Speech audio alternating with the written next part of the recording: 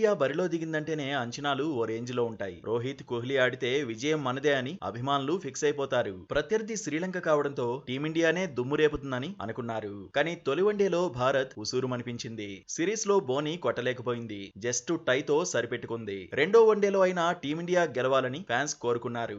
ప్రత్యర్థి Australia, England వంటి బలమైన జట్టేమీ కాదు కదా అని చర్చించుకున్నారు.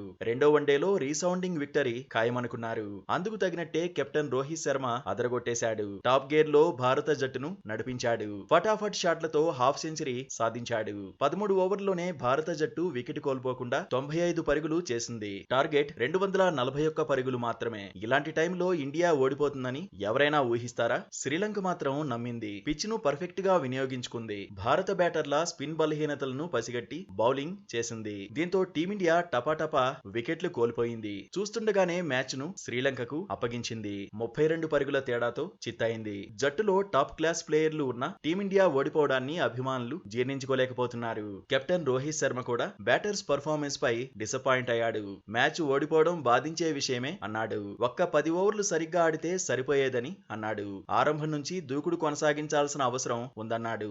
జోరు కొనసాగించడంలో విఫలం అయ్యామన్నాడు. తాను క్రీజులో ఉన్నప్పుడు రిస్కీ షాట్లు ఆడానన్నాడు. అలా ఆడడం కలిసొచ్చిందన్నాడు. లేదంటే టీమిండియా పరిస్థితి మరింత దారుణంగా ఉండేదన్నాడు. తానెప్పుడూ గతంతో కంపేర్ చేసుకోనన్నాడు. పిచ్ ను అర్థం చేసుకోవడం ముఖ్యమన్నాడు. వికెట్ ను బట్టే ముందుకు సాగాలన్నాడు. మిడిల్ ఓవర్లలో పరుగులు చేయడం సవాలుగా మారిందన్నాడు. మధ్య ఓవర్లో బ్యాటర్స్ ఆట తీరుపై ఫోకస్ పెడతామని అన్నాడు. జట్టులో చర్చించుకుంటామన్నాడు. పవర్ ప్లేలో ఎన్ని పరుగులు కొట్టినా ఆ తర్వాత కూడా రాణించాల్సిన అవసరం ఉందని అన్నాడు. నిజానికి టీ20 వరల్డ్ కప్ గెలిచిన తర్వాత హిట్ మ్యాన్ హ్యాపీ మూడ్ లోకి వెళ్ళాడు. టీ20 ఫార్మాట్ కు గుడ్ బై చెప్పి నెల రోజులు విశ్రాంతి తీసుకున్నాడు. అయితే లంకతో సిరీస్ లోనూ జోరు కొనసాగించాలని అనుకున్నాడు. వ్యక్తిగతంగా హిట్ మ్యాన్ సూపర్ సక్సెస్ అయినా వన్డే సిరీస్ ను గెలిచే అవకాశం లేకుండా పోయింది. దీంతో భారత ఆటగాళ్లు రోహిత్ ను బాధ పెట్టారని ఫ్యాన్స్ పోస్టులు పెడుతున్నారు. తొలి 2 వన్డేల్లో సహచర ప్లేయర్ల నుంచి సరైన మద్దతు దొరకలేదని అంటున్నారు.